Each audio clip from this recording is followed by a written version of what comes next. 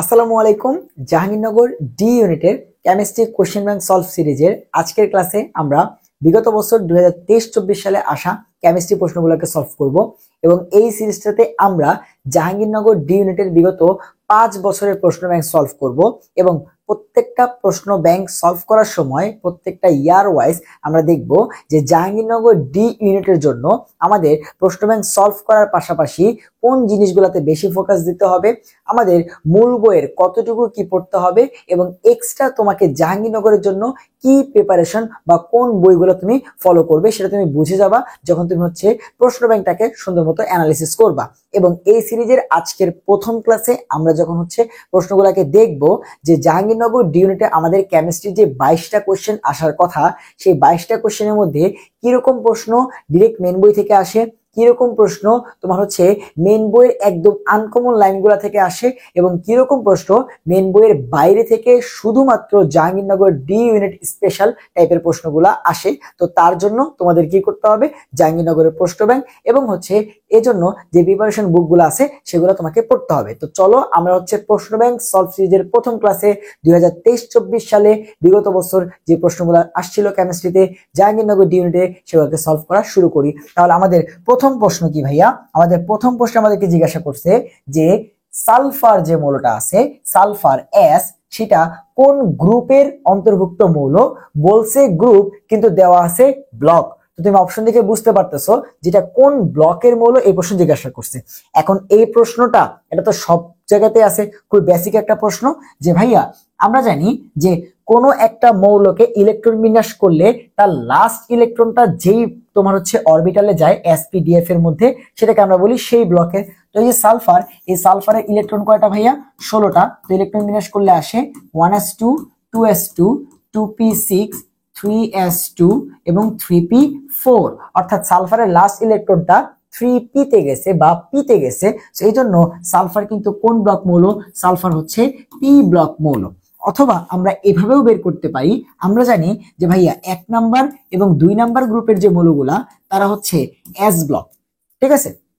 3 number group থেকে 12 number group পর্যন্ত এরা ডি ব্লক। 3 নাম্বার গ্রুপ থেকে 12 নাম্বার গ্রুপ পর্যন্ত এরা ডি ব্লক। 13 নাম্বার গ্রুপ থেকে 18 নাম্বার গ্রুপ পর্যন্ত এরা নরমালি পি ব্লক। ওইভাবেও কিন্তু আমরা অ্যান্সার করতে পারতাম যে সালফার 16 নাম্বার গ্রুপ, যেটা 13 থেকে 18 এর মধ্যে, তাই সালফার পি ব্লক। বাট তার থেকে সহজ কোনটা? আমরা জানি ইলেকট্রন বিন্যাস করলে লাস্ট ইলেকট্রনটা যেখানে যাবে সেটা ওই ব্লকের। তো খুব সহজে আমরা কিন্তু এই প্রশ্নটা অ্যান্সার করতে পারলাম। এটা কিন্তু খুবই বেসিক একটা প্রশ্ন। এরপরে প্রশ্নে আমরা আসি যে পি মৌলের ইলেকট্রন বিন্যাস কোনটি? P phosphorus. সো ইলেকট্রন বিন্যাস আমাদেরকে করতে বলছে। তো ফসফরাস ইলেকট্রন বিন্যাস আমরা সবাই পারি। ফসফরাস কত? 15। ইলেকট্রন বিন্যাস কত ভাইয়া? 1s2 2s2 2p6 3s2 এবং 3p3, যেহেতু 15টা, তাহলে যে 10টা 12টা 3টা 15টা, তাহলে এইটা যে অপশনে থাকবে সেটা অ্যান্সার। সেই প্রশ্নটা খুবই সহজ আসছে। 1s2 2s2 2p6 3s2 3p3, এই যে দেখো আমাদের এই অপশনটা তাকায় দেখো যে আমাদের হুবহু এই ইলেকট্রন বিন্যাসটা এখানে দেওয়া আছে। তো অ্যান্সার কোনটা? Answer B. সো শুরুতে কিছু বেসিক কোশ্চেন কিন্তু আছে। সো তুমি যখন প্রশ্ন ব্যাংকটা সলভ শুরু করলা, শুরুতে তুমি কিছু সহজ প্রশ্ন পাইলা, তাই না? সো সহজ প্রশ্নগুলা কিন্তু সব ভার্সিটি অ্যাডমিশনে আসে।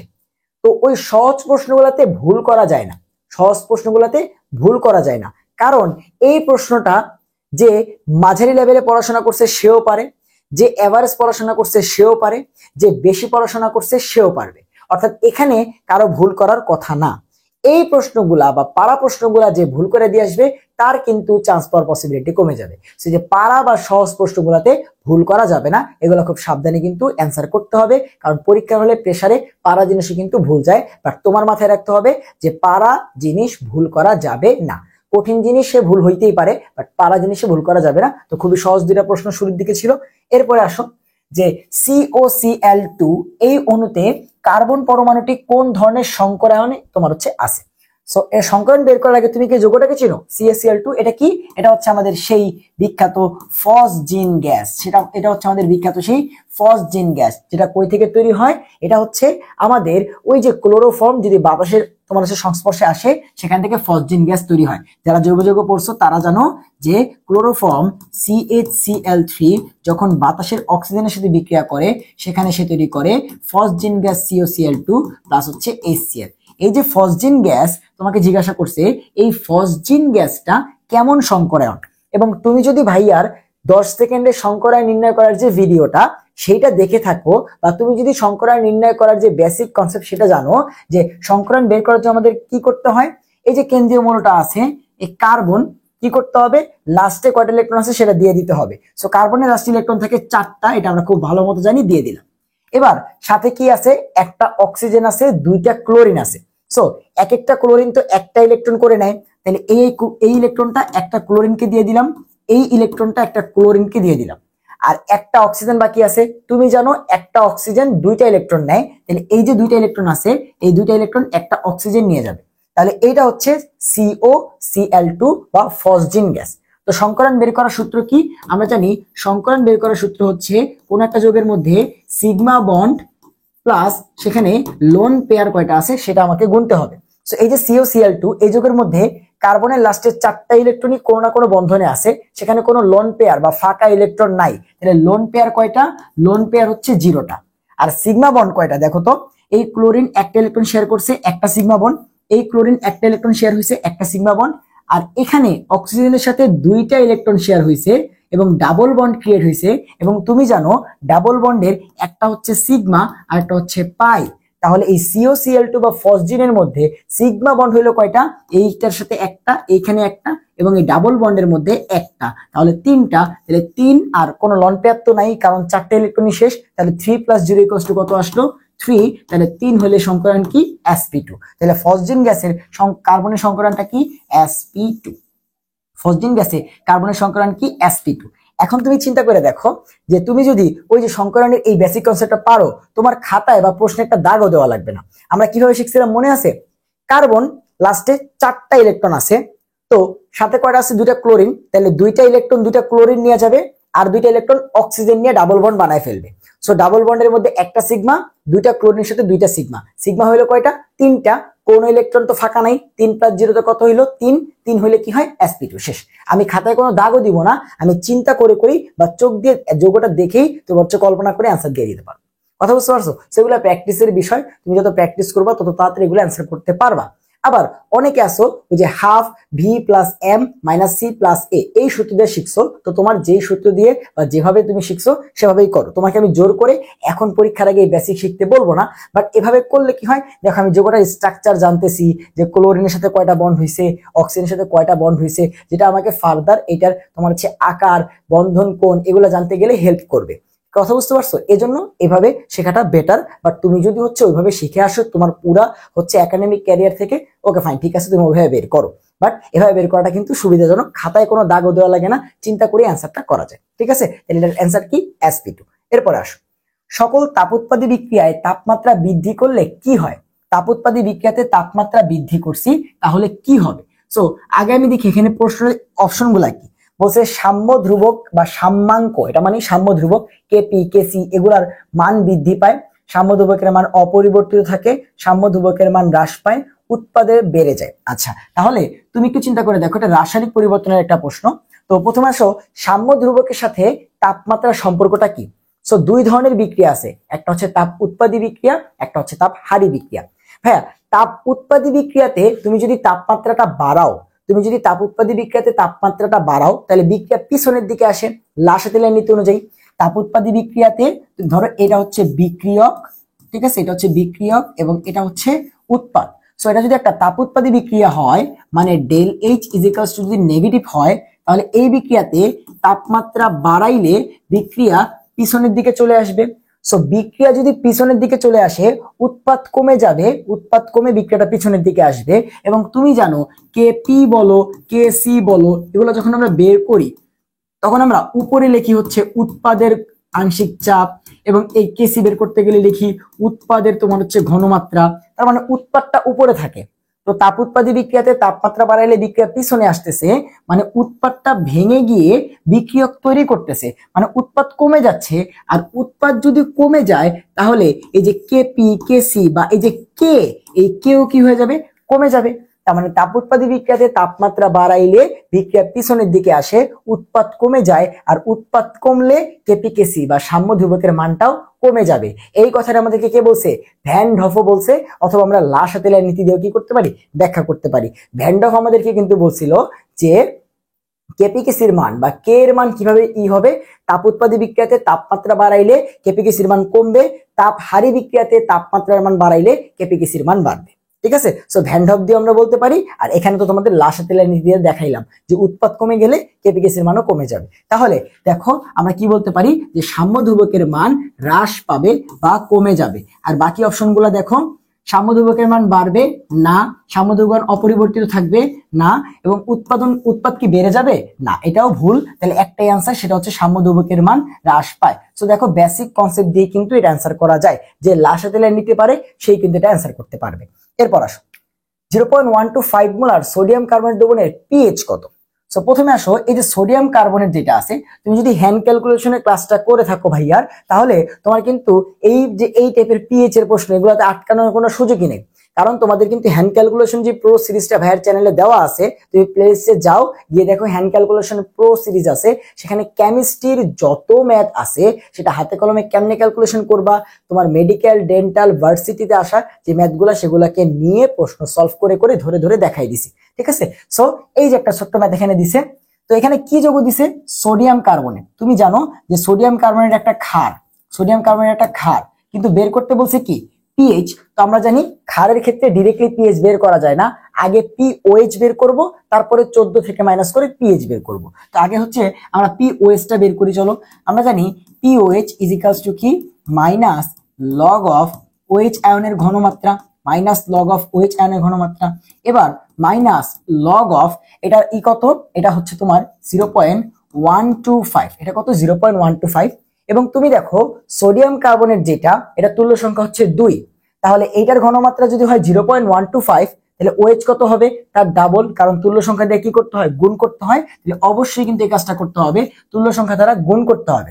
তাহলে গুণ করলে কি আসতেছে, মাইনাস লগ অফ, দেখো এটা আছে 0.125, তো 2 দ্বারা গুণ করলে 125 কত হয়ে যাবে, 0.250, 125-এর 2 গুণ কত, 250, তাহলে 0. এই দেখো 250 বা 250 হয়ে যাবে। এবার এই যে পজিশন আছে, ঠিক আছে, এই 250-কে আমি 2.5 লিখতে পারি, তাই না, কারণ এইটার পরে দশমিকে কোনো সংখ্যার পরে যদি খালি লাস্টে শূন্য দাও ওটার কোনো মিনিং নাই। 250 যাই কথা, 2500 একই কথা, আরো শূন্য দিলেও কোনো মিনিং থাকবে না। দশমিকের পরে যেখানে সংখ্যা শেষ হয়ে গেছে তারপরে শূন্য দিলে ওটার কোনো মিনিং নেই, তো 0.25 আমি বলতে পারি।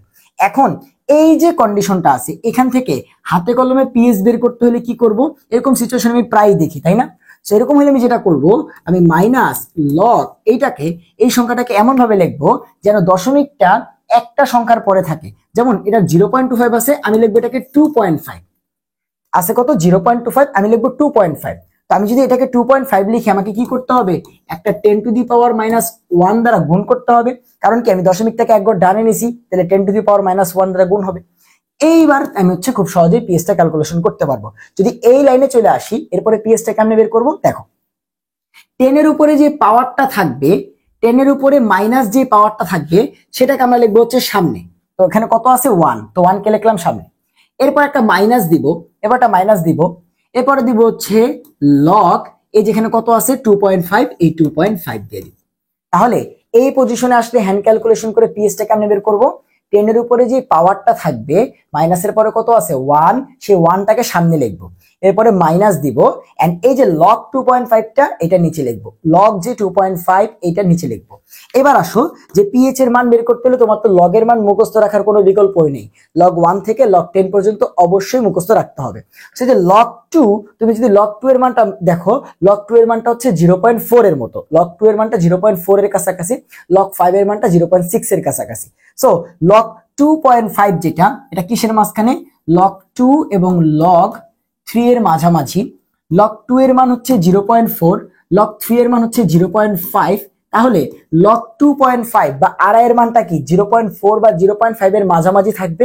তো আমি যে কোনো একটা ধরে ক্যালকুলেশন করলাম, ধরো 0.4 ধরলাম, তাহলে 1 মাইনাস log 2.5 মানে কত, ওই 0.4 বা 45 এরকম। তাহলে 1 থেকে 0.4 বাদ দিলে কত আসবে, 0.6। তাহলে এই যে আমার কি বের হইলো, পিওএইচ। তাহলে একটা ক্ষারের পিওএইচ বের করে নিয়ে আসলাম হাতে ক্যালকুলেশনে। এবার আমি জানি যে পিএইচ বের করার জন্য কি করতে হবে, পিএইচ ইজ ইকুয়ালস টু হচ্ছে ভাইয়া পিএইচ ইকুয়ালস টু হচ্ছে 14 মাইনাস পিওএইচ। তাহলে 14 থেকে আমি যদি হচ্ছে 0.6 কে বাদ দিই, অ্যান্সার আসবে 13.4। তাহলে তুমি একটু চিন্তা করে দেখো, অপশন 13.4 কি আছে, এই দেখো আছে, এই দেখো আছে। হ্যান্ড ক্যালকুলেশন কিন্তু খুবই ইজি পিএইচ এর, এবং হ্যান্ড ক্যালকুলেশন প্রো সিরিজে আমরা এগুলা আরো ডিটেলসে শিখছি। দুর্বল অ্যাসিডেরটা শিখছি, বাফারেরটা শিখছি, তারপর তোমার হচ্ছে স্ট্রং অ্যাসিড খাতটা শিখছি, তাই না? হ্যান্ড ক্যালকুলেশনের সব টাইপের ম্যাথ কেমিস্ট্রিতে কিন্তু আমাদের ওই হ্যান্ড ক্যালকুলেশন প্রো সিরিজেই আছে। এরপরে প্রশ্ন, কোনটি ভিনেগার যুক্ত খাবারের উপকারিতা নয়? দেখো এই যে একটা তুমি প্রশ্ন পাইলা, যেটা আমাদের হাজারি স্যারের বই বলো, কবির স্যারের বই বলো, সেখানে নাই, যে ভিনেগার যুক্ত খাবারের উপকারিতা নয় কোনটি? শরীরকে স্লিম রাখা, রক্তচাপ কমানো, শরীরে সৃষ্ট তরলে অপদ্রব্য শোষণে সহায়তা করা, ক্যান্সার প্রতিরোধ করা, এরকম জিনিসপাতিগুলো দেওয়া আছে। সো এইটা তুমি দেখবে আমাদের বইতে যে ভিনেগারের চ্যাপ্টারটা কোনটা, কর্মমুখী রসায়ন, ওইখানে কোনো জায়গায় এরকম পড়ালেখা তুমি পাবা না। সো এইটা বলতে পারো জাহাঙ্গীরনগর স্পেশাল একটা প্রশ্ন। এখন যে এই টাইপের প্রশ্নগুলোর জন্য তোমাকে কি করতে হবে, এই টাইপের প্রশ্নগুলোর জন্যই তোমাকে কি করতে হবে, জাহাঙ্গীরনগর স্পেশাল একটা প্রশ্ন ব্যাংক, জাহাঙ্গীরনগরের প্রিপারেশন বুক, এগুলাকে ভালো মতো পড়তে হবে। এবং এতদিন ধরে এই কথাটাই বলতেছিলাম যে জাহাঙ্গীরনগর ডি ইউনিটের প্রিপারেশন কিন্তু আলাদা, কারণ এখানে সিট সংখ্যা অনেক কম, এবং যেহেতু কিছু টপ সাবজেক্ট আছে মেডিকেল বায়োকেমিস্ট্রি রিলেটেড, তাই মেডিকেল এবং ডেন্টাল এসব রিলেটেড যে ছেলে মেয়েগুলো আছে তারা ওই জাহাঙ্গীরনগর ডি ইউনিটের পরীক্ষাগুলো দেয়। তো জাস্ট ওই 300-350 সিটের জন্য তোমার পরীক্ষার আবেদন পড়ে 80-90 হাজার, এবং প্রত্যেকটা সিটের বিপরীতে দেখবা 290-80 জন করে পরীক্ষা দেয়। তো 290 জন পরীক্ষা দিবে, একটা সিটে একজন টিকবে। তাহলে কম্পিটিশনটা দেখতেছো, কম্পিটিশনটা অনেক হাই। এখন এই যে এই পর্যন্ত যে 7টা প্রশ্ন দেখলা, এই যে পিএইচ বের করা, তাপ উৎপাদী বিক্রিয়াতে কি হবে, শঙ্করায়ন, ফসফরাসের ইলেকট্রন বিন্যাস এবং সালফারের তোমার হচ্ছে কোন ব্লকে, এগুলা কি তোমার হচ্ছে জাহাঙ্গীরনগরের জন্য আলাদা কোনো প্রশ্ন? এগুলো তুমিও পারো, এগুলো তোমার যে ভার্সিটি প্রস্তুতি নিচ্ছে ওই ফ্রেন্ডটাও পারে, এগুলো যারা মেডিকেল প্রস্তুতি নিচ্ছে সেও পারে। তো এটা বেসিক যে কনসেপ্টের প্রশ্ন সেটা। বাট এই যে প্রশ্নটা এটা যদি কেউ জাহাঙ্গীরনগরের জন্য স্পেশালি পড়াশোনা না করে, সে পারবে না। এবং তুমি যদি স্পেশালি পড়াশোনা করে থাকো, তাহলে তুমি এই প্রশ্নটাতে সবার থেকে আগায় যাবা, কারণ এটা সবাই পারবে না। যারা স্পেশালি পড়বে যে ডি ইউনিটের জন্য, তারাই কেবলমাত্র পারবে। তাহলে কি করতে হবে, আমাদের মেইন বইয়ের খুঁটিনাটি প্রত্যেকটা লাইন পড়তে হবে, অনুশীলনী প্রশ্নগুলোকে সলভ করতে হবে। এরপরে তোমাকে জাহাঙ্গীরনগর ডি ইউনিটের প্রশ্ন, ঠিক আছে, বিভিন্ন ভার্সিটির প্রশ্ন এবং জাহাঙ্গীরনগরের একটা প্রিপারেশন বুক তোমাকে অবশ্যই পড়তে হবে, কারণ জাহাঙ্গীরনগর ডি ইউনিটের কম্পিটিশনটা অনেক হাই, এবং এজন্য এখানে 4 থেকে 5টা প্রশ্ন কি করে তোমার হচ্ছে উদ্ভট টাইপের, একটু বাইরে থেকে করে। এটার জন্য তোমাকে অবশ্যই প্রশ্ন ব্যাংক আর প্রিপারেশন বুকটা পড়তে হবে। আশা করি তুমি ক্লিয়ার, ঠিক আছে। সো বলছে ভিনেগার যুক্ত খাবারের জন্য, এই যে ভিনেগার যুক্ত খাবার, এইটার জন্য শরীর উপকারিতা নয় কোনটি?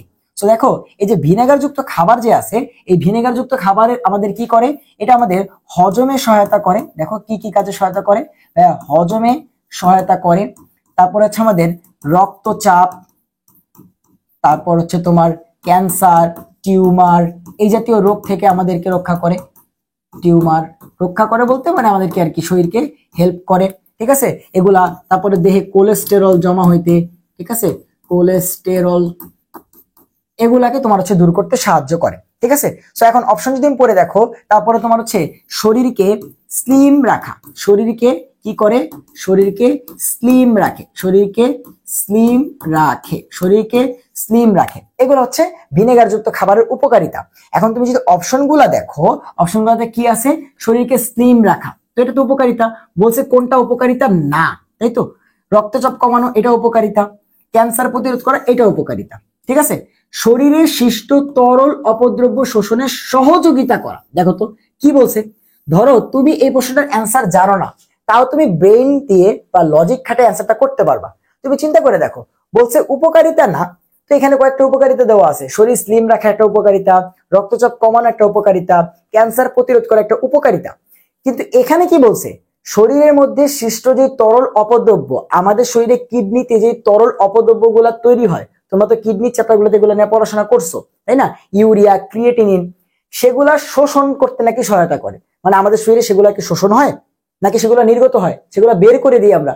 তাহলে ও কি করে? ও তোমাকে অপকার করে? তোমার হচ্ছে এখানে কি বলছে, এগুলো বাকি সব উপকারিতা, এখানে একটা অপকারিতা দেওয়া আছে। তাহলে এটা কি উপকারিতা হইতে পারে? তুমি বলো। ধরো তুমি এগুলো পড়ো নাই, তারপরেও তুমি অ্যান্সার করতে পারবা, বাট বেস্ট কি? বেস্ট হচ্ছে তুমি জাহাঙ্গীরনগর একটা প্রিপারেশন বুক পড়ো, তখন তুমি এই টাইপের প্রশ্নগুলো স্পেশালি জানতে পারবা। ঠিক আছে? তাহলে এই দেখো, এটা আমি চাইলে ব্রেন দিয়ে অ্যান্সার করতে পারতাম, বাট সব কিন্তু অ্যান্সার করতে পারবা না। কিছু এরকম প্রশ্ন থাকবে সেটা লজিক দিয়ে অ্যান্সার করতে পারবা না, এটা তোমাকে কি করতে হবে? ওই যে জাহাঙ্গীরনগর যে প্রিপারেশন বুক বা প্রশ্ন ব্যাংক, ওটা পড়তেই হবে। ঠিক আছে? সো এই যে দেখো, ও কি করে? ও হচ্ছে শরীরে সৃষ্ট অপদ্রব্য, শরীরে সৃষ্ট অপদ্রব্য দূর করতে সহায়তা করে, শোষণ করতে সহায়তা করে না, দূর করতে সহায়তা করে। কি করে? দূর করতে সহায়তা করে। মনে থাকবে? সো এই প্রশ্নটা আমরা বেসিক দিয়ে অ্যান্সার করতে পারতাম, বাট এমনি তোমার হচ্ছে মনে রেখে দাও যে শরীরকে হজমে সহায়তা করা, রক্তচাপ, ক্যান্সার, টিউমার, এগুলোর তোমার হচ্ছে উপকারিতা, কোলেস্টেরল থেকে শরীরকে মুক্ত রাখা, শরীরকে স্লিম রাখা এবং অপদ্রব্য দূর করতে সহায়তা করে। আমাদের বলছে ভিনেগারযুক্ত খাবারের উপকারিতা 9 কোনটা? এই যে তোমার অপদ্রব্য শোষণ করতে সহযোগিতা করা, এটা সে করে না। ঠিক আছে? ওকে, এরপরে প্রশ্নে আসো। মাছকে ভিনেগার এবং পানির মিশ্রণে 15 থেকে 20 মিনিট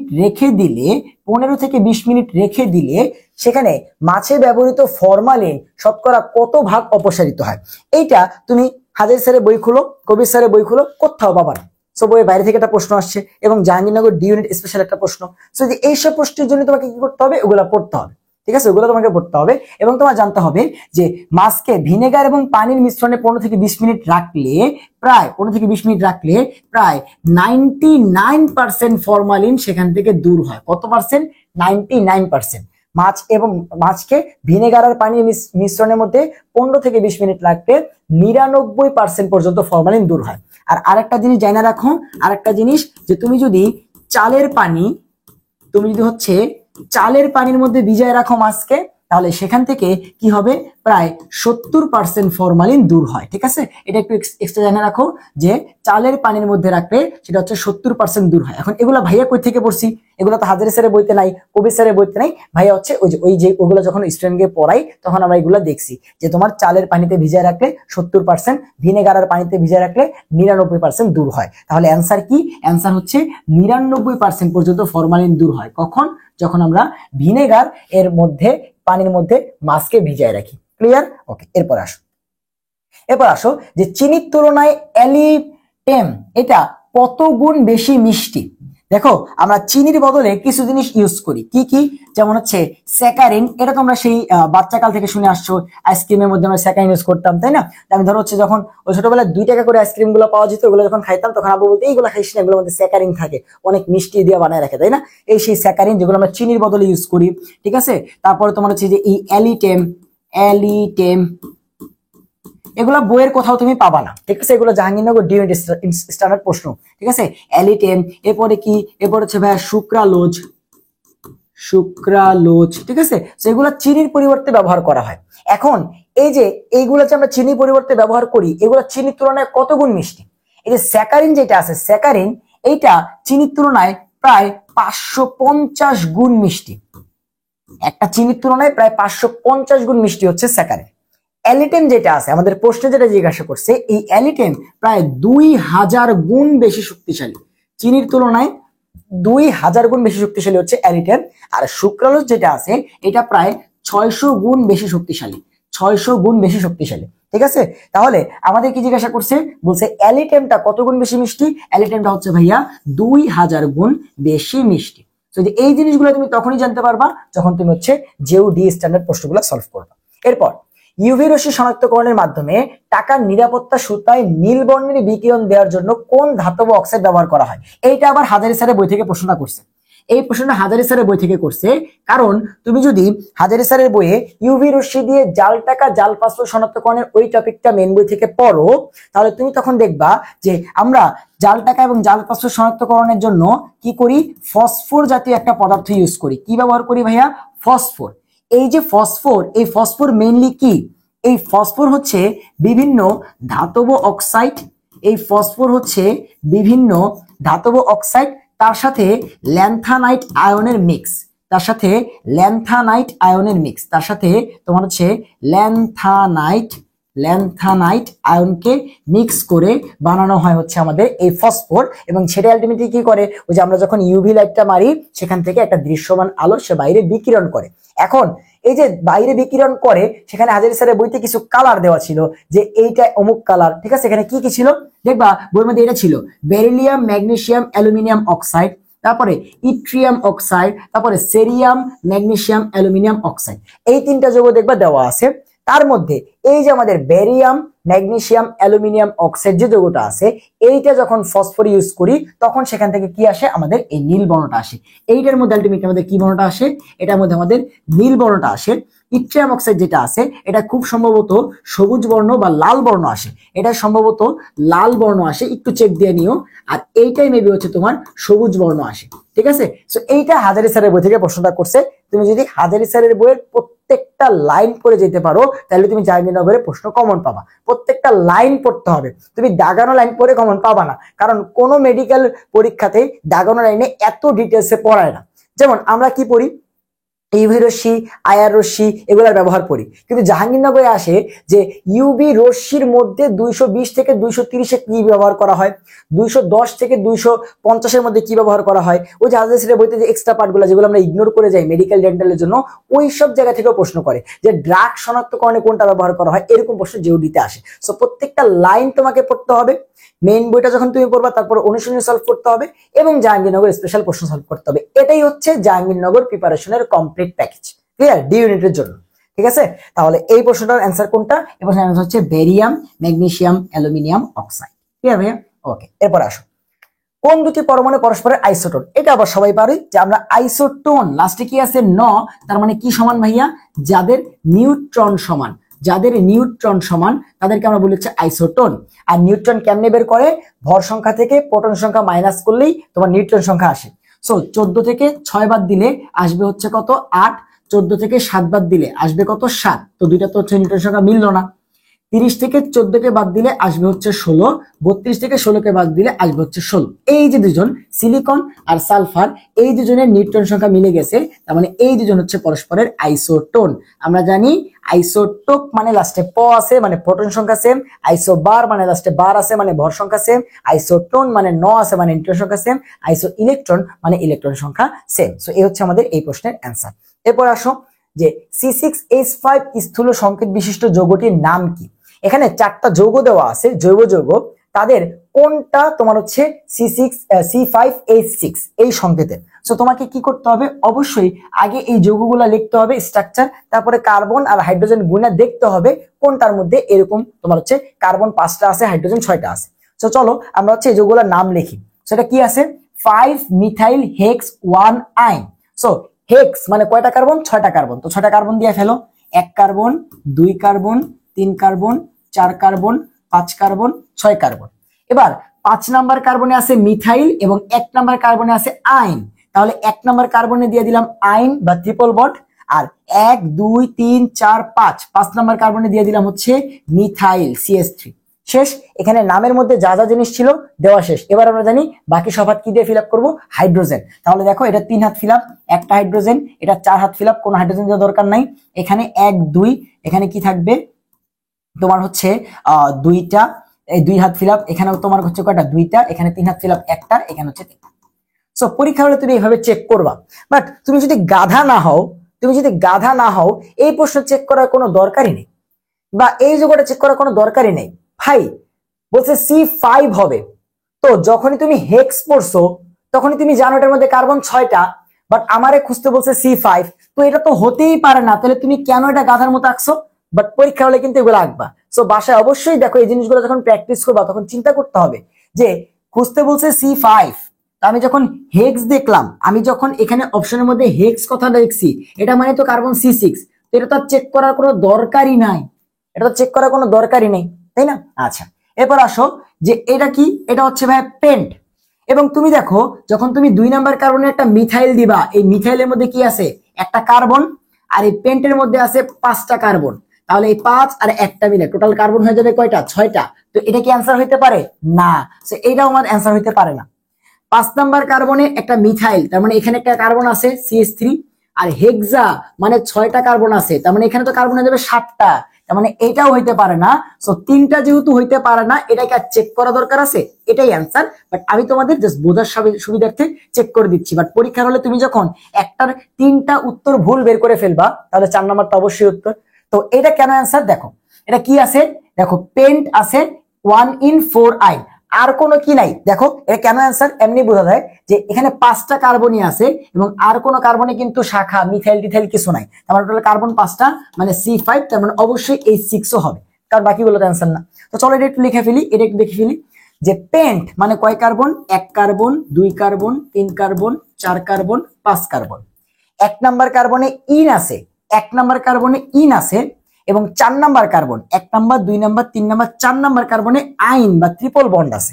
সো এটা হচ্ছে আমাদের যৌগ। ইন আইন দেওয়া শেষ। এবার বাকি যে হাত আছে হাইড্রোজেন, 2 হাত ফিল আপ, 2টা হাইড্রোজেন, 3 হাত ফিল আপ, 1টা হাইড্রোজেন, 2 হাত বাকি, 2টা হাইড্রোজেন, 4 হাত হয়ে গেছে, এটার 1 হাত বাকি, 1টা হাইড্রোজেন।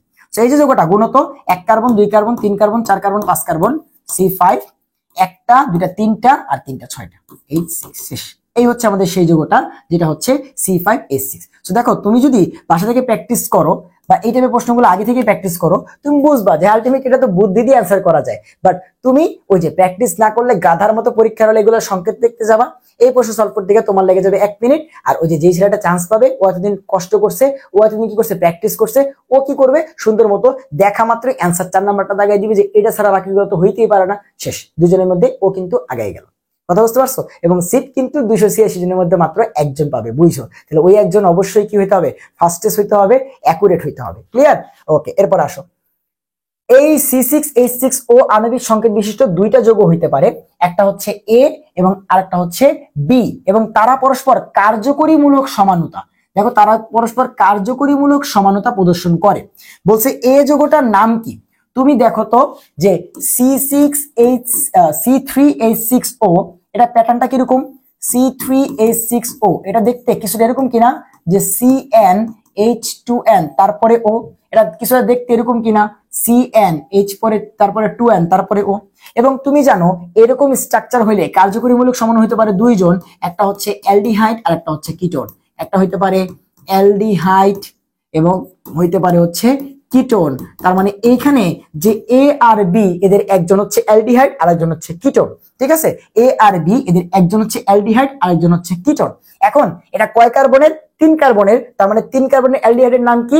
প্রোপানেল, এবং 3 কার্বনের কিটোনের নাম কি? প্রোপানোন।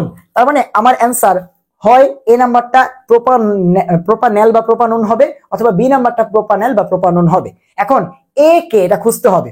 দেখো ক্লু দিয়ে দিছে যে এর স্ফুটনাঙ্ক হচ্ছে 56 ডিগ্রি সেলসিয়াস, আর বি যেটা তার স্ফুটনাঙ্ক 48 ডিগ্রি সেলসিয়াস।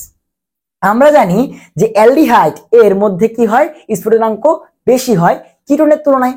তাহলে এর যেহেতু স্ফুটনাঙ্ক বেশি, তার মানে এ অবশ্যই অ্যালডিহাইড, আর কিটোনটাকে তোমার হচ্ছে কি, বিটাকে কিটোন, যেহেতু ওর স্ফুটনাঙ্ক কম, খুব সহজে বের করে ফেললাম যে এটা হচ্ছে একটা অ্যালডিহাইড, যেহেতু 3 কার্বনের, তার মানে 3 কার্বনের অ্যালডিহাইডের নাম কি? প্রোপানেল। দেখো কত কনসেপচুয়াল এবং সুন্দর একটা এমসিকিউ তোমাদের সমানতা থেকে করে দিয়ে রাখছে, ঠিক আছে?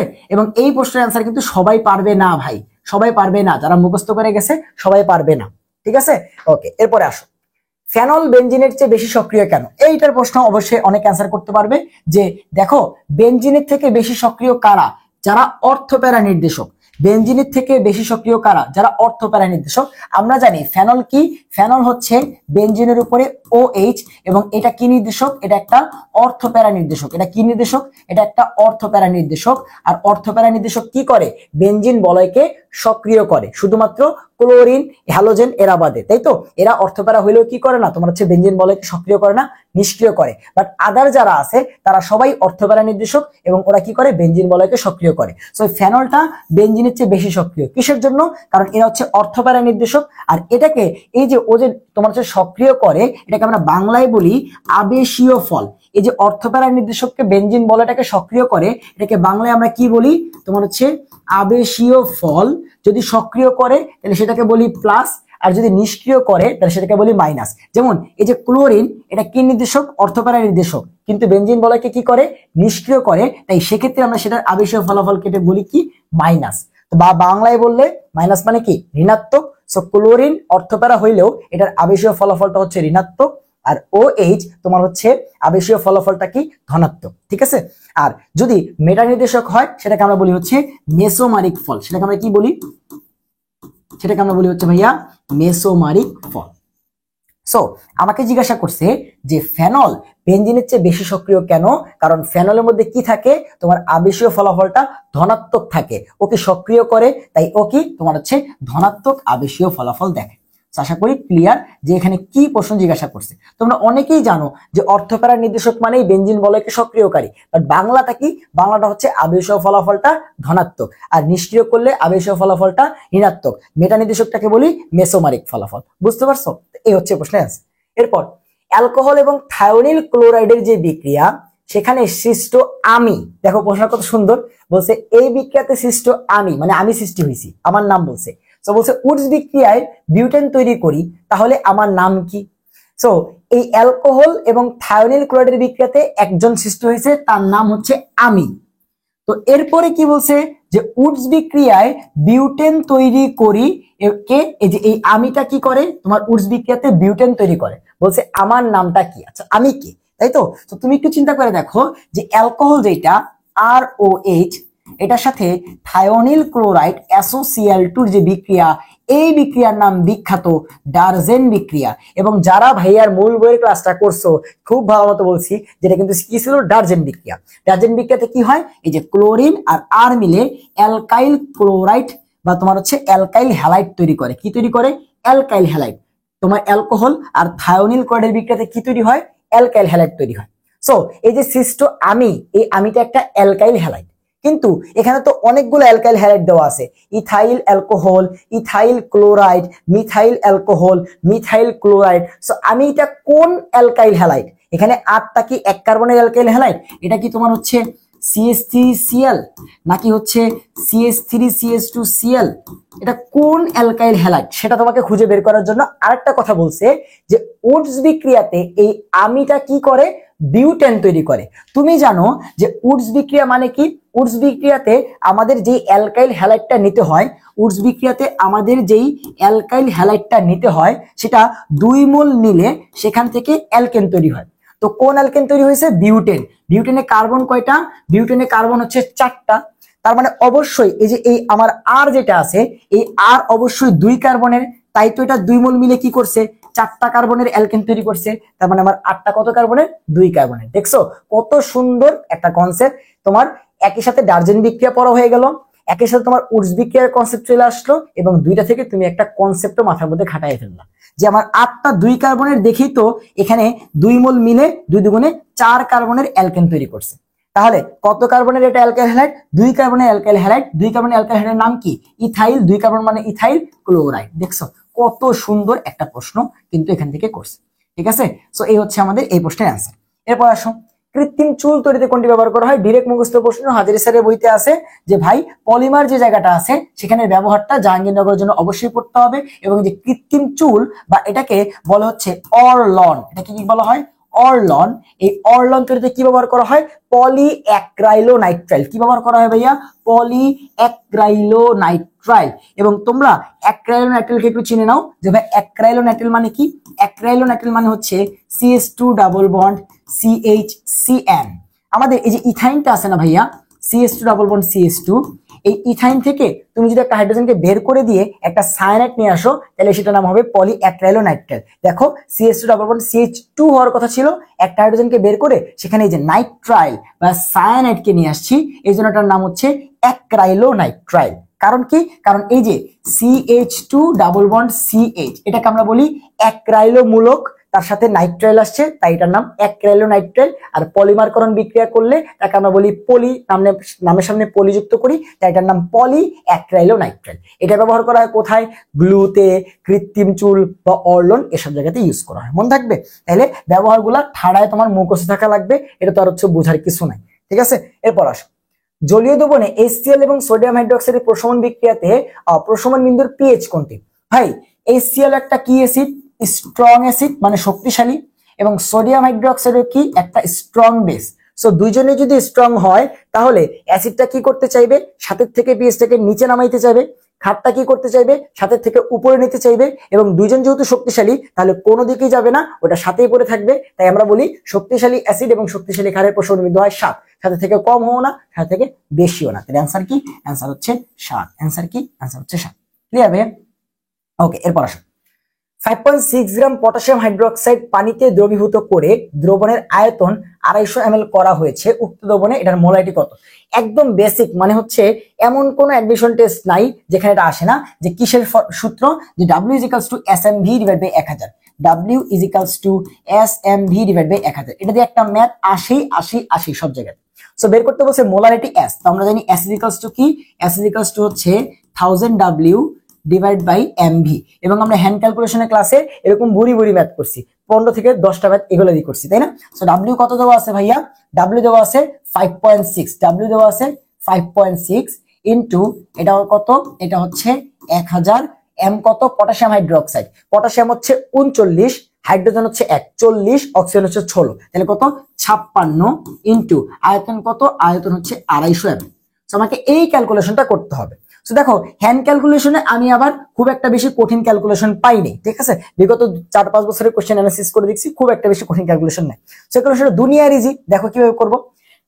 তোমরা যারা হ্যান্ড ক্যালকুলেশন ক্লাস করছো ভাইয়ার, তারা খুব ভালো মতো জানো যে আমরা যখন গুণ ভাগ করব তখন দশমিক দিলে আমাদের জন্য ঝামেলা। তাই এখানে একটা জায়গায় দশমিক আছে, এটাকে দূর করব। কি করতে হবে? আমরা জানি যে 5.6, এটাকে যদি আমি হচ্ছে দশমিকটা সরাইয়া 56 লিখি, 5.6 না লিখে 56 লিখি, তাহলে আমাকে কি করতে হবে? যেহেতু এই জিনিসটা উপরে আছে, তাহলে নিচে আমাকে যেটা করতে হবে, একের পর একটা শূন্য দিতে হবে। কারণ দেখো 56/10 মানেই তো 5.6। এই জিনিসটা করলে এখন আমার দশমিক নেই। এবার আমি কাটাকাটি করব খুব সহজে। দেখো, এই শূন্য দিয়ে আমি এই শূন্যটা কাটাকাটি করে দিলাম, এই শূন্য দিয়ে এই শূন্যটা কাটাকাটি করে দিলাম। তো এই পর্যন্ত আছে। 56 দিয়ে আমি 56 কাটাকাটি করে দিলাম। 10কে 5 দিয়ে কাটাকাটি করলে 2, 25কে 5 দিয়ে কাটাকাটি করলে 5। তাহলে আলটিমেটলি অ্যান্সার আসলো উপরে 2 নিচে 5, তাই তো? এবার তোমরা সবাই জানো যে এই কাজটা কেমনে করা যায়। এই কাজটা এমনি করা যায় যে এখানে 2/5 আছে, তাই না? সো আমরা কিন্তু জানি যেটাকে কি লেখা যায়, 2 × 1/5। আর 2 × 1/5 মানে কত?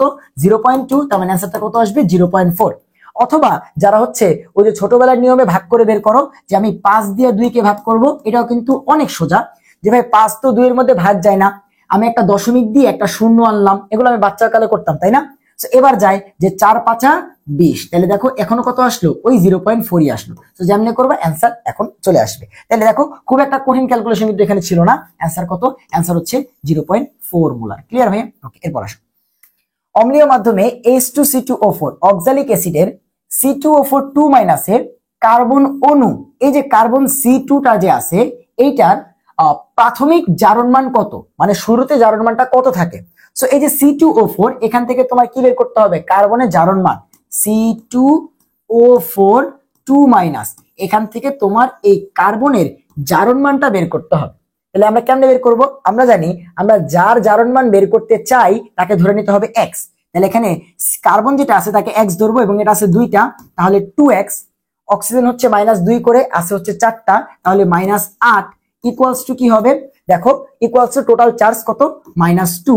তাহলে 2x ইকুয়ালস টু -8, ওই পাশে গেলে কাটাকাটি গিয়ে আসবে +6, তাহলে x ইকুয়ালস টু আসবে +3। মানে একটা কার্বন কত করে? একটা কার্বন হচ্ছে +3 করে। তুমি বের করলা, বের করে অপশন দাগাইতে গেছো +4 +2 +6 +8, অ্যান্সার নাই। কারণ তুমি প্রশ্ন ভালো মতো পড়ো নাই।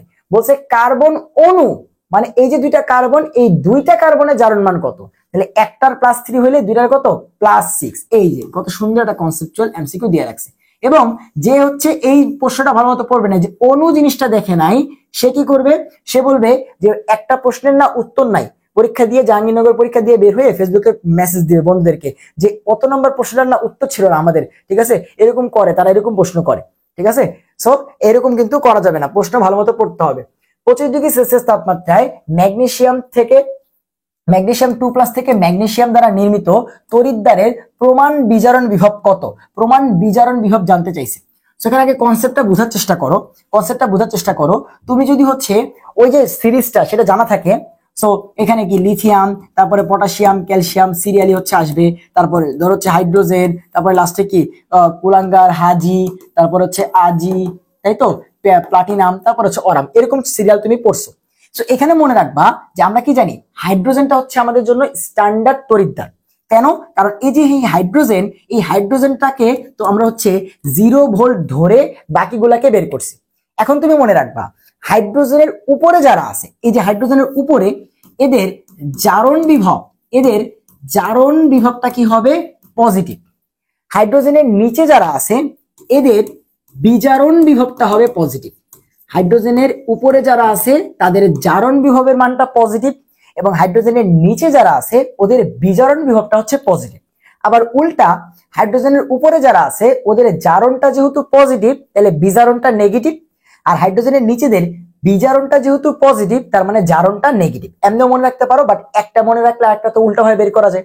তো আমাকে বলছে ম্যাগনেসিয়াম, তুমি জানো ম্যাগনেসিয়াম উপরের দিকে আছে হাইড্রোজেনের উপরে, তাহলে ম্যাগনেসিয়ামের জারণ বিভবটা হবে পজিটিভ। প্রশ্নে বলছে বিজারণ বিভব, তার মানে তুমি জানো অবশ্যই এই প্রশ্নের অ্যান্সার মাইনাস হবে, এটা না কোনো সন্দেহ নাই। তাহলে তুমি অপশনে যদি কোনো প্লাস দেখতে পাও তারে কাইটা দাও যে এটা অ্যান্সার হবে না। তুমি একদম এইচএসসি থেকে বেসিক ম্যাথ করে আসছো যে জিঙ্কের 0.76, তো এটা তো ম্যাগনেসিয়ামের হইতে পারে না, তাই তো? এখন কনফিউশন আছে। হ্যাঁ, 2.92 না 2.36 এটা তুমি মুখস্থ না করলে পারবে না। সো এইখানে তোমাকে কি করতে হবে? মুখস্থ করতে হবে। সো দেখা যায় যে বেসিক্যালি এরকম যৌগগুলো আসে যে ম্যাগনেসিয়াম, তারপরে তোমার হচ্ছে জিঙ্ক, কপার, তারপর হচ্ছে সিলভার, তারপর হচ্ছে তোমার অরাম, ঠিক আছে? যে এই যৌগগুলার দেখবা কি করে তোমার হচ্ছে জারণ বিভব, বিজারণ বিভব এগুলা জিজ্ঞাসা করে, ঠিক আছে? অ্যালুমিনিয়াম একবার আসছিল, তো এই যৌগগুলার তোমার কি করে জারণ বিভব, বিজারণ বিভব জিজ্ঞাসা করে, এবং তখন তোমার এটা আসলে মুখস্থ ছাড়া আর কোনো ওয়ে নেই। তবে এই যে প্লাস মাইনাসের যে ঝামেলাটা, এটা কিন্তু তুমি চাইলে কনসেপ্ট দিয়ে ব্যাখ্যা করতে পারবা, বাট মানটা তোমাকে অবশ্যই মুখস্থ রাখতে হবে, কারণ এগুলো তো হচ্ছে এক্সপেরিমেন্ট করে আসছে, তাই না? বা ম্যাথমেটিক্যালি ক্যালকুলেশন করে আসছে, সেটা তো আমি করতে পারবো না, তাই না? এর অ্যান্সারটা হচ্ছে তোমার 2.36, মানে ম্যাগনেসিয়ামের মানটা 2.36, বাট অ্যান্সারটা অবশ্যই মাইনাস হবে। কিসের জন্য? কারণ এটা বলছে বিজারণ বিভব। তো ও আছে হাইড্রোজেনের উপরে, ওর জারণটা পজিটিভ কিন্তু বিজারণটা নেগেটিভ, ঠিক আছে? ধরো এটা যদি প্লাস থাকতো তাহলে আমি কোন রকম চোখ বুঝে 4 নাম্বারটা অ্যান্সার দেখাই দিতাম, যেটা তো জিঙ্কের, এটা তো হইতে পারে না, এটা প্লাস এটা তো হবেই না, এটা প্লাস এটা তো হবেই না, তাহলে একটাই অ্যান্সার, এটা হচ্ছে এইটা। বাট যেহেতু দুইটা মাইনাস দেওয়া রাখছে তো কিছু করার নাই, আমার হচ্ছে মুখস্থ করতেই হচ্ছে যে 2.36 যেটা, এটাই হচ্ছে ম্যাগনেসিয়ামের বিভব। বিজারণ হইলে মাইনাস, জারণ হইলে প্লাস 2.36 হইতো, ঠিক আছে? ওকে, এরপর আসো। কোন দ্রবণটি দুর্বল তড়িৎ বিশ্লেষ্য? আমরা জানি যে দুর্বল তড়িৎ বিশ্লেষ্য কারা? যারা দুর্বল অ্যাসিড খান, যারা দুর্বল অ্যাসিড খান তারা হচ্ছে দুর্বল তড়িৎ বিশ্লেষ্য। যারা দুর্বল অ্যাসিড খান তারাই হচ্ছে দুর্বল তড়িৎ বিশ্লেষ্য। সো এখানে তুমি দুর্বল অ্যাসিড খুঁজো। HCl একটা দুর্বল অ্যাসিড, পটাশিয়াম ক্লোরাইড একটা আয়নিক যৌগ, আয়নিক যৌগ পানির মধ্যে পুরোপুরি ভেঙে যায়, তো এখানে ও কি দুর্বল তড়িৎ বিশ্লেষ্য হবে? ও হবে সবল। HF একটা দুর্বল অ্যাসিড, এই যে পেয়ে গেছো HF একটা দুর্বল অ্যাসিড, এটা কি একটা দুর্বল তড়িৎ বিশ্লেষ্য। আর তারপরে কি দেওয়া আছে? তারপরে দেওয়া আছে কিটোন। ভাই ও তো বিদ্যুৎ পরিবহনই করে না, ও তো বিশ্লেষ্য হওয়ার প্রশ্নই আসে না, হচ্ছে তড়িৎ অবিশ্লেষ্য। তাহলে মনে রাখবা যত আয়নিক যৌগ আছে সবাই হচ্ছে সবল, যত সবল অ্যাসিড ক্ষার আছে সবাই তো এমনি সবল। আর যারা দুর্বল অ্যাসিড ক্ষার এবং যারা হচ্ছে সমযোজী পোলার যৌগ, যেমন পানি, ঠিক আছে, তারপরে তোমার হচ্ছে আর কি বলতে পারি CH3COOH, দুর্বল, এরা হচ্ছে সবাই কি দুর্বল তড়িৎ বিশ্লেষ্য। মনে থাকবে, দুর্বল অ্যাসিড ক্ষার এবং পোলার যৌগরা হচ্ছে দুর্বল তড়িৎ বিশ্লেষ্য, আর যত আয়নিক যৌগ এবং সবল অ্যাসিড ক্ষার আছে সবাই হচ্ছে সবল তড়িৎ বিশ্লেষ্য। আচ্ছা, এরপর আসো। ট্রপোস্ফিয়ারে ভূপৃষ্ঠ থেকে কত কিলোমিটার পরিসরে বিস্তৃত?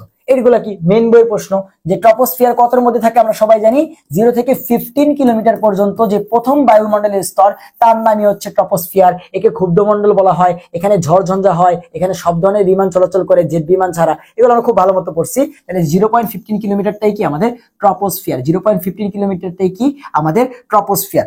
ওকে, এরপর CFC11, দেখো 11 মানে কি CFC11, এইটা কোনটিতে ব্যবহার করা হয়? তো এটা তো ডিরেক্ট মুখস্থ প্রশ্ন, তোমার হাজির স্যারের বইতে দেখবা CFC11 12 গুলোর ব্যবহার দেওয়া আছে, সেখানে সুন্দর মতো দেওয়া ছিল যে CFC11 তোমার হচ্ছে নরম ফোমের মধ্যে ব্যবহার করা হয়, CFC11 নরম ফোমের মধ্যে ব্যবহৃত হয়। ক্লিয়ার?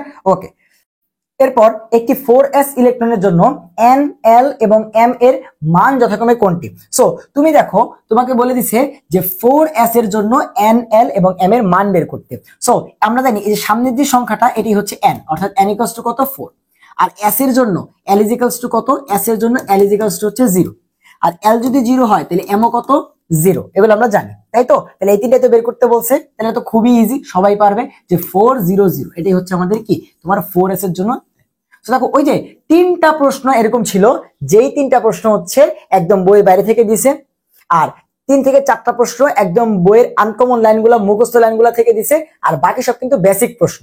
সো 3 থেকে 4টা হইলো একদম ডিরেক্ট ঠাড়া মুখস্থ প্রশ্ন, 3 থেকে 4টা আসলো তোমার হচ্ছে বইয়ের বাইরে, ওই যে প্রিপারেশন বুক প্রশ্ন ব্যাংক সলভ করলে তুমি পারবা না, তুমি পারবা না। এই 7 থেকে 8টা প্রশ্ন বাদে বাকি 14 থেকে 15টা এমসিকিউ তোমার পাড়া এমসিকিউ আসছে না। এই 14 থেকে 15টা এমসিকিউ কেউ ভুল করবে না, যারা চান্স পাবে তারা কেউ ভুল করবে না। তোমার হচ্ছে এই 14 থেকে 15টা এমসিকিউ তোমাকে পারতেই হবে, তারপরে বাকিগুলো তুমি যত বেশি পারবা তত বেশি তুমি হচ্ছে আগায় যাবা। কথা বুঝতে পারছো? সেটাই হচ্ছে কিন্তু যে ডিউনের জন্য কথাবার্তা। তো আমাদের আজকের লাস্ট প্রশ্ন হচ্ছে এইটা, যেটা হচ্ছে তোমার শর্ট সিলেবাসের বাইরের একটা টপিক থেকে আসছে। জাহাঙ্গীরনগর কিন্তু বলে যে আমরা শর্ট সিলেবাস থেকে তোমার হচ্ছে পরীক্ষা নিব, এবং এবছরে কিন্তু বলছে, বাট আমি কিন্তু তোমাদের বলছি যে 8টা চ্যাপ্টার আমাদের শর্ট সিলেবাসের মধ্যে আছে, সেই 8টা চ্যাপ্টারের ভিতরে যা কিছু আসতে পারে সব পড়তে হবে তোমাকে। সেই যে গুণগত রসায়নের দ্রাব্যতা যে পার্টটা আছে সেটার এক্সট্রা সিলেবাসের একটা পার্ট, যে হেনরির ধ্রুবক। হেনরি কি করছে? দ্রাব্যতার উপরে চাপের প্রভাব ব্যাখ্যা করছে, সেটা হচ্ছে আলটিমেটলি হেনরি। সো ওনার যেই তোমার হচ্ছে কনসেপ্টটা, সেখান থেকে মাঝে মধ্যে অ্যাডমিশনের প্রশ্ন আসে, এবং এটা আমরি কঠিন কোনো প্রশ্ন না।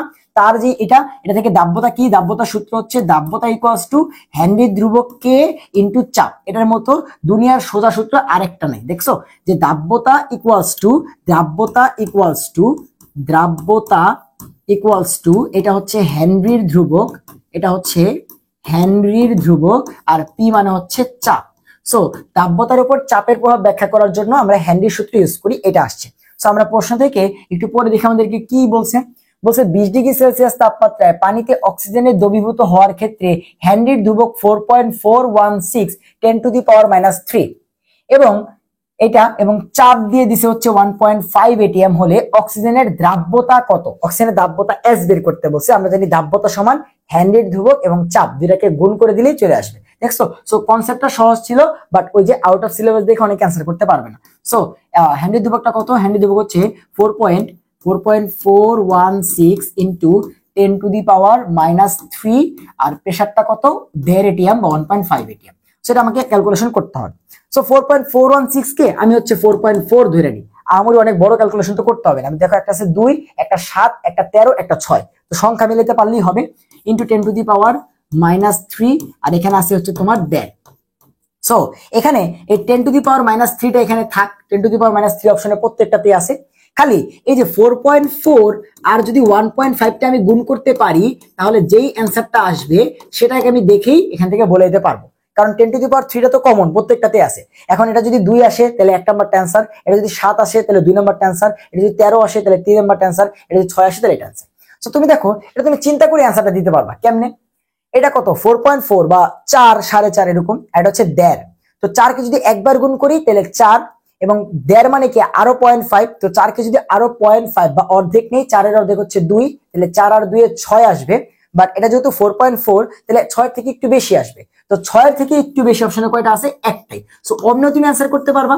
অথবা তুমি যদি একদম অ্যাকুরেট এই অ্যান্সারটাই বের করতে চাও, তাহলে তোমাকে দশমিকের গুণ করতে হবে, এবং আমরা কিন্তু খুব ভালো মতো দশমিকের গুণ শিখছি হ্যান্ড ক্যালকুলেশন ক্লাসগুলোতে। তো সেখানে আমরা দশমিকের গুণ কেমনে করি? আমরা দশমিকের গুণ করার জন্য এই যে 4.4 এবং হচ্ছে আমাকে কত গুণ করতে হবে? 1.5। আমরা কি মনে করব যে এখানে কোনো দশমিকই নাই, এখানে কোনো দশমিকই নাই। 4.4 কে মনে করব 44 এবং 1.5 কে মনে করব 15। তো আমরা এই 44 আর 15 কে আগে গুণ করে ফেলবো, এবং এটা আশা করি সবাই পারো যে 44 আর 15 কে গুণ করলে কত হবে? 4 5 20, 20 শূন্য হাতে আছে 2, 4 5 20 আর 2 হচ্ছে 22, একটা শূন্য দিলাম, 4 1 4, 4 1 4, একটা 0, 4 আর 2 6, 4 আর 2 6, 660 আসলো গুণ। এবার তোমাকে চিন্তা করতে হবে, তুমি যে দুজনকে গুণ করতেছো 4.4 and 1.5, তুমি যে 4.4 কে 44 লিখলা, দশমিকের পরে কত ঘর ছিল? 1 ঘর, তুমি সেটা দাও নাই। 1.5 যে তুমি 15 লিখলা, দশমিকের পরে 1 ঘর ছিল, সেটা তুমি দাও নাই। তাহলে টোটাল এই গুণফল করে অ্যান্সারটা বের করতে গিয়ে তুমি দশমিকের পরে 2টা ঘরকে ইগনোর করছো। তাহলে এই যে অ্যান্সারটা গুণ করে আসবে, সেখানে দশমিকটাকে এমন জায়গায় বসাইতে হবে যেন দশমিকের পরে ওই 2 ঘর থাকে। তাহলে 660-এর এই জায়গাতে যদি দশমিকটা দেই তাহলে দশমিকের পর 2 ঘর থাকে, তাহলে অ্যান্সারটা দাঁড়ায় 6.60। তাহলে অ্যান্সারটা কত আসলো? 6.6 10 টু দি পাওয়ার মাইনাস 3। তো এই দেখো একদম অ্যাকুরেট অ্যান্সার চলে আসছে 6.6 10 to the power minus 3। So অ্যাকুরেটও বের করা যায়, আবার হচ্ছে চিন্তা ভাবনা করেও বের করা যায়। তো এই হচ্ছে আমাদের বিগত 2023-24 সালের জাহাঙ্গীরনগর ডি ইউনিটের কেমিস্ট্রি কোয়েশ্চেন সলভ। আশা করি তোমরা অ্যানালাইসিসটা দেখতেছো যে ভাই কিভাবে অ্যানালাইসিসটা করতেছি। তোমরা যখন প্রশ্ন ব্যাংক সলভ করবা এবার চিন্তা ভাবনা করে পড়বা, একটা টপিক পড়লে তার সাথে রিলেভেন্ট কত কিছু আনা যায় একসাথে, সেগুলোকে চিন্তা ভাবনা করে দরকারে তুমি প্রশ্ন ব্যাংকের মধ্যেই লিখে রাখো যে এইখান থেকে প্রশ্ন আসছে, চাইলে পরের বছর এখান থেকেও প্রশ্ন আসতে পারে, এই টপিকটা থেকেও প্রশ্ন আসতে পারে, গত বছর এখান থেকে আসছে, এই বছর হয়তো এখান থেকে আসতে পারে। এভাবে অ্যানালাইসিস করে প্রশ্ন ব্যাংক সলভ করতে হয়, ঠাড়ায় মুখস্থ করে কোনো লাভ নেই। এই যে এই ক্লাসে যেগুলো সলভ করাইছি তুমি ঠাড়ায় মুখস্থ করলা, কোনো লাভ নেই। ভাই কোন প্রসিডিউরে অ্যান্সারটা করতেছি, কিভাবে ফাস্ট ক্যালকুলেশন করা যায়, এই জিনিসগুলো কিনে তোমার হচ্ছে কাজ করতে হবে। তাহলে তোমাদের সাথে দেখা হবে এরপরের লেকচারে। তোমার সেই পর্যন্ত সবাই ভালো থাকো, সুস্থ থাকো, আল্লাহ হাফেজ।